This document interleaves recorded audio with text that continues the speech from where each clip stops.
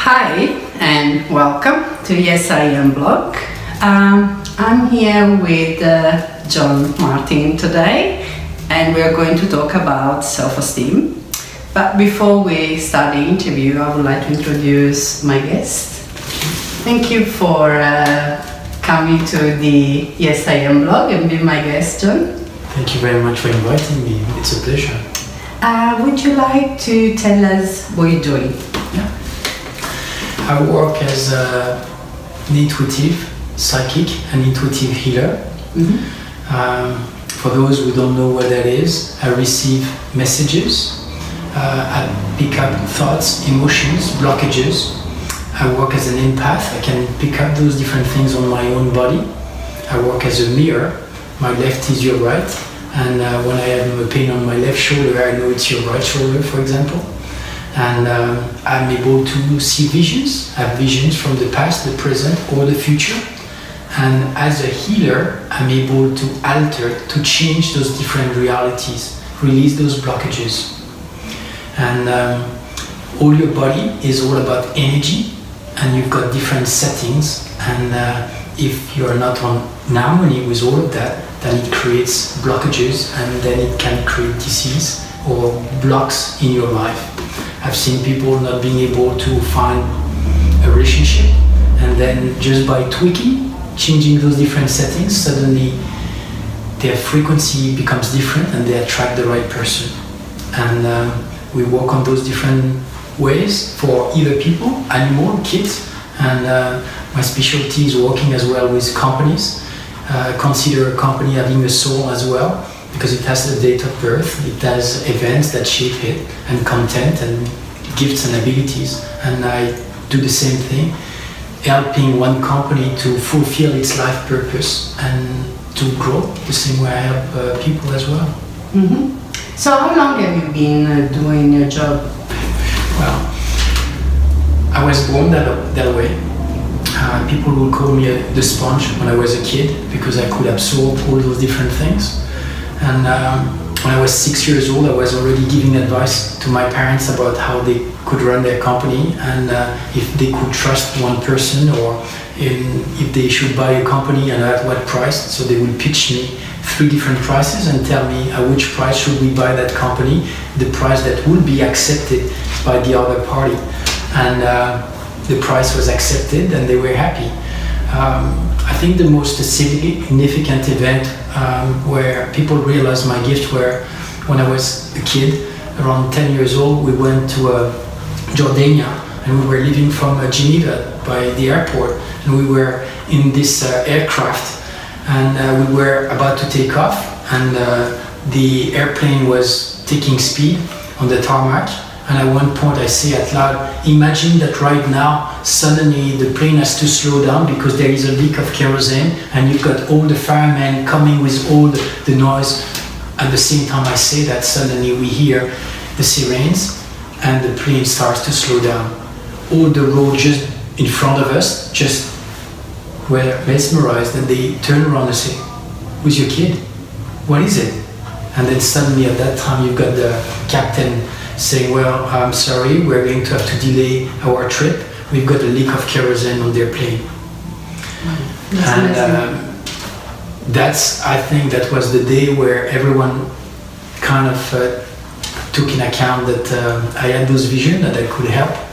And from then I was able to use those gifts in order to build companies. I've been building different companies through real estate, restaurants, cafes, shops, and different consulting companies as well. I was a teacher at university, a bank manager and analyst, and at one point I was multi-millionaire, but I was sad, not knowing what to do and not knowing what to do with my gifts.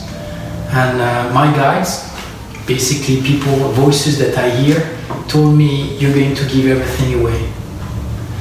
And that's the time where I had faith.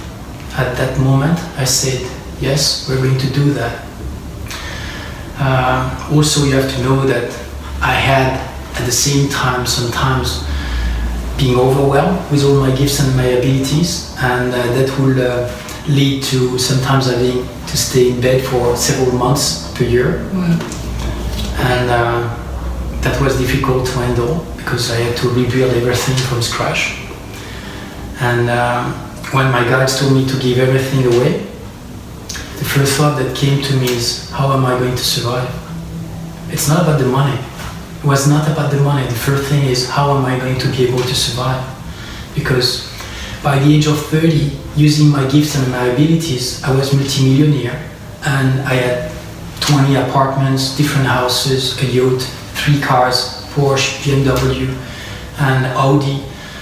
And I would not have to work. I could just wait for the real estate to give its income weekly, and for me to just be living out of that. I would not have to work anymore in my whole life. So I would still be working, but that would just increase my assets. So when my guides told me give everything away, the first thought was, how am I going to be able to sustain my living with those 6 months where I'm not going to be able to work if I have to be bedridden? Right. And I never could plan when that could come. Sometimes I would go into depression for maybe 1 month, and then progressively I would be able to start again. Sometimes I had to give up completely my companies, to close them down, and to be able to restart something else. So when they asked me to give everything away, that was definitely a leap of faith. And it took me 3 years. I channeled new visions, new techniques, new marketing concepts, and we developed this concept over 12 different countries, involving 120 people working with this company. I was the only one financing it, and we reached thousands of different projects, from one girl in Romania where we were able to pay for studies at the last minute. Otherwise she planned to prostitute herself in order to be able to pay and afford those fees. We were help in Argentina, one woman, it was the first time ever she was able to pay an offer to her kids Christmas gifts, to her 5 children. That was a nice gift. In France we helped one man to save his horse because he was not able to give the medicine to him. We had, for supporting this concept, we created a team of models. I went to Kiev to recruit some models. We had a team of worldwide champions in sports. We had 27 worldwide champions backing up our project. We had shops, 25,000 shops. The whole concept was to ask people to take stickers that we would give to them, those stickers with the logo of the company. Go to a shop, ask the shop to put this sticker to promote the company, the not-for-profit, on the window. And then in exchange they would get a stamp on the paper of the sticker. And I will buy those stickers, the papers of the stickers. Right. The more papers they will give us, the more money they will get. And that money will help them to finance their dream. So everything was nice, and everyone would love that. And those 25,000 shops, they would definitely like that. We created stickers from that size up to 1 meter and 20 diameter. Thank you for sharing. Sounds like you did amazing things for people and their self-esteem and self-confidence. And that's what we're going to talk about. Great. Okay, so can you tell us what is self-esteem for you? Well, if you go on Wikipedia, by Googling it, Wikipedia tells you that it is linked to a perception of your own emotions and inner perception of what you are able to do and how you're able to achieve it. I will answer to that question from a more energy point of view. Yes. Yes. All right. Let's say that you come on earth as a soul and you incarnate that soul in one body that you choose. This soul comes with gifts and abilities, and through your life you will have different experiences that will allow your soul to be able to express itself, to know itself better. Each time through those different experiences, you've got the choice of either using and tapping into your gifts and abilities, as well discovering them, or avoiding them and just working with low profile, taking less risk or more risk. The more you're able to go through those experiences, the more you're able to define this soul, to tune into its own frequency. Let's say that you've got roughly 50 different buttons, settings on your body, on one human body. Those buttons emit a certain frequency. They are linked to certain things in your body and in your life. If those buttons are correctly set on terms of volume and intensity, it creates a nice melody. If those buttons are all in harmony, then you're definitely aligned and working at the same frequency as your soul. You walk on your path with self-confidence and self-esteem. However, depending on certain events happening in your life, depending on how people project their thoughts, their behaviors onto you, and how you are sensitive to that, and how you accept those things, it is going to create alterations of your different settings. Sometimes we are aware of those things and we let it go just because we don't want to push boundaries or to set boundaries, and we say, all right, okay, let it be. You know those things. You're so stupid. What am I going to do with you? You never do anything right. If you start to accept those things, you at a moment are going to believe that. Those are mind patterns and beliefs. Those are buttons as well. So what we do is we tweak those buttons. We put those buttons back to their own frequency. And when you do that, obviously you let go of those patterns. You let go of those things. And you start to feel lighter and lighter, and progressively feeling more and more connected to your soul. At one point, you know that it is not your mind who guides your life, but your soul. And all the work is to connect to your soul, have the mind still bringing ideas, but having those ideas being delivered to the soul, because the mind works for the soul. The same way your heart, being able to feel emotions and to perceive and to be very sensitive, if you do visualize and perceive and accept that your heart is your GPS in your life, yes, your GPS in your life, your heart then works for the soul itself, telling you if you are going too much left or too much right. You know when your heart is beating with joy and you know it's expanding and you know that it is just right. You know that you're connected to your soul, and that's exactly the path where you are. Because when you come on earth, I do believe that your soul has a life purpose and a life mission to accomplish. You have the responsibility and the liberty. It's on your own choice to be able to move forward with this or not. But the closer you get to achieving what you're supposed to be doing in your life, it doesn't matter if you reach 100%, 300%, you're still on your path.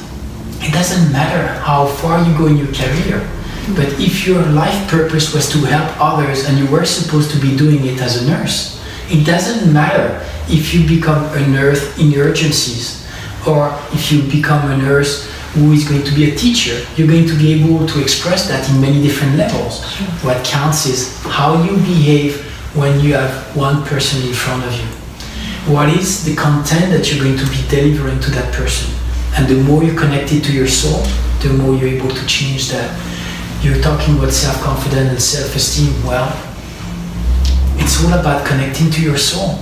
The more you connect to your soul, the more you're going to know yourself better, and you're going to be able to tap into your gifts and your abilities and gather all those different experiences and bring them back to you in order to build up your self-confidence and your self-esteem, discovering progressively new gifts, new abilities, and creating a momentum, and progressively you build that up.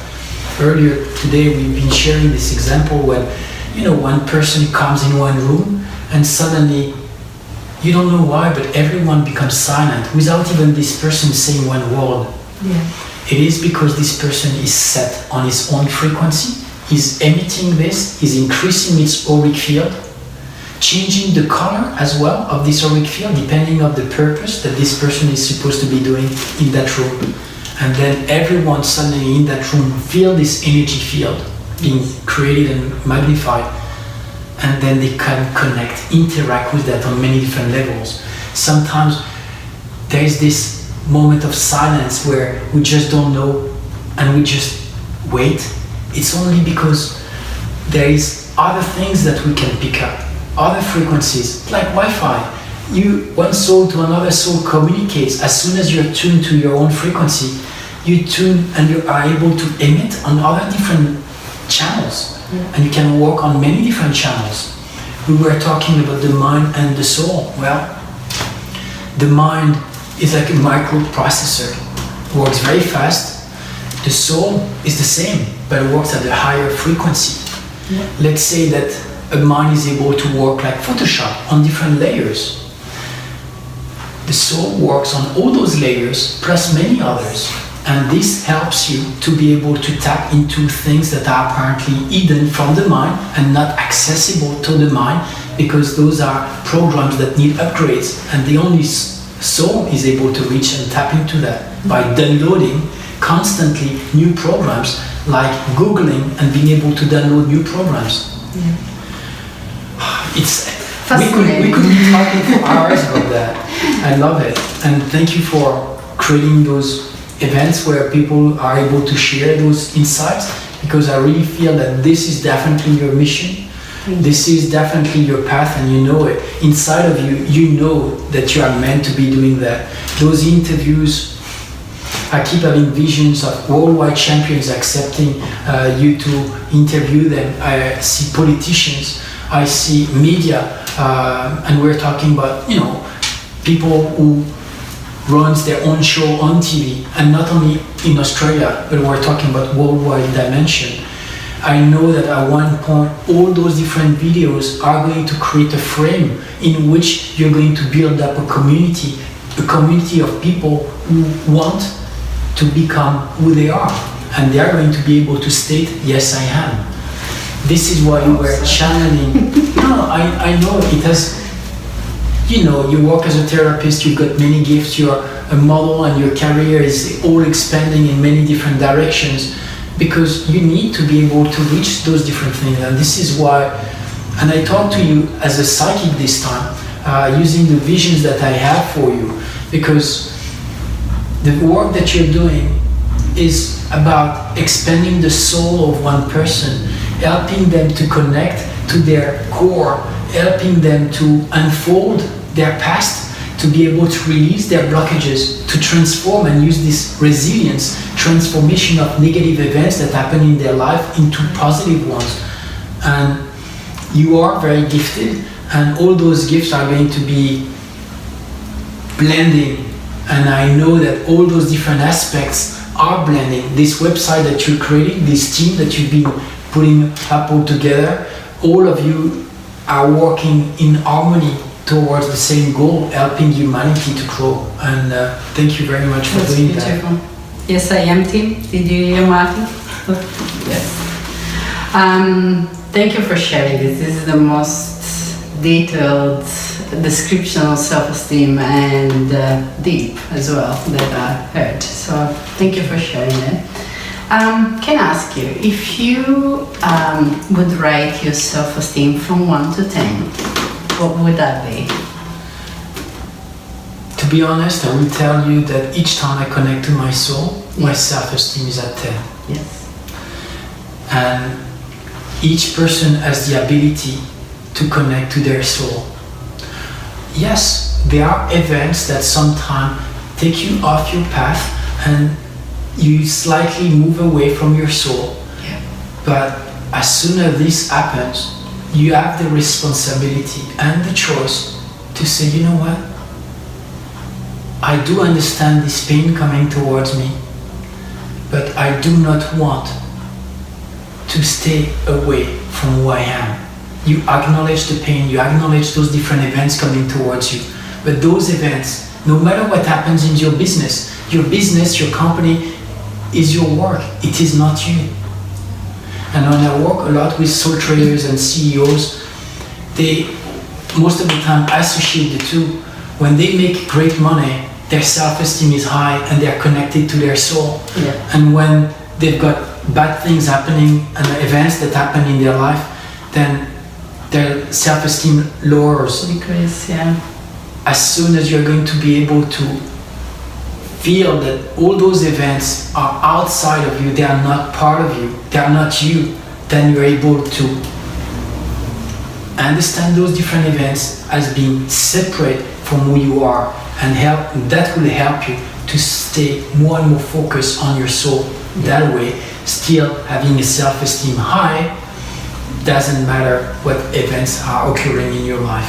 And when you do that, the good thing is it changes the perceptions of others as well on how you are able to interact with those events, and suddenly whatever attack comes towards you fades away. Because it's like, when you've got fear about something, and when you're feeling connected to this energy of fear, guess what? The more fear you've got, the more events come towards you that bring you and manifest those fears. There is a say that says like attract like, and I do believe that. Luck attract luck, work attract work, love attract love attract love, and I do believe it working in any different fields. You've been noticing that as soon as one person gets accepted to a job, everyone wants this person to be working for another job. You've seen those things. Yes, positive energies attract positive energies, yes, and negative energies attract negative energies. Yeah, absolutely. So, can I ask, what contributed, so you have a very high level of self-esteem, 10, that's great. Who contributed or what contributed positively to increase your self-esteem? Each time I see one soul highlighting due to the work that I've been helping them. Yeah. Each time I see one person changing from one frequency of pain, for example, to a frequency of release and transformation, an epiphany, that, yes, builds up my self-confidence. When I was a kid, I was not able to do that. I was not able to transform. The only thing that I could do was absorb. And I was absorbing instead of transforming. And the only way for me to be able to limit that was to create protections and boundaries. And at one point I realized that I couldn't keep doing that. I couldn't put myself in a shelter and building up my auric field so it would be thicker and thicker so nothing would come through. I had to walk with that flow of energy coming towards me and change that, helping others instead of blocking and using the fears that I had in order to create protections around me. So those are the events that contributed in building up my self-confidence and self-esteem. Thank you for sharing. I'm going to ask a little bit of a more sensitive question. Yeah.